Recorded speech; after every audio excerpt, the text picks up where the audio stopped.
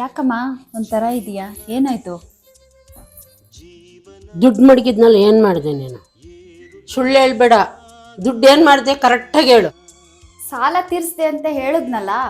ನೀನು ಯಾರ್ಯಾರ ಹತ್ರ ಸಾಲ ಇಸ್ಕೊಂಡಿದ್ಯಾ ಅವರೆಲ್ಲ ಮನೆಗೆ ಬಂದು ಹೋಗಿದ್ದಾರೆ. ಸುಳ್ಳು ಹೇಳ್ಬೇಡ, ನಿಜ ಹೇಳು. ಹೌದಮ್ಮ, ಬೆಳಗ್ಗೆಯಿಂದ ಎಲ್ಲರೂ ಬಂದಿದ್ರಾ? ಅಮ್ಮ ಬೈಬೇಡಮ್ಮ.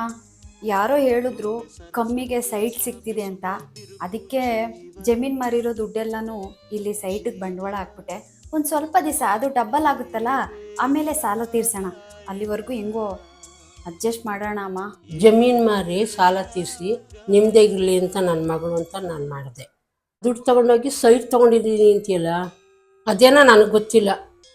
ಜಮೀನು ಮಾರಿ ದುಡ್ಡು ನನ್ನ ಕೈಗೆ ವಾಪಸ್ ಬರಬೇಕು.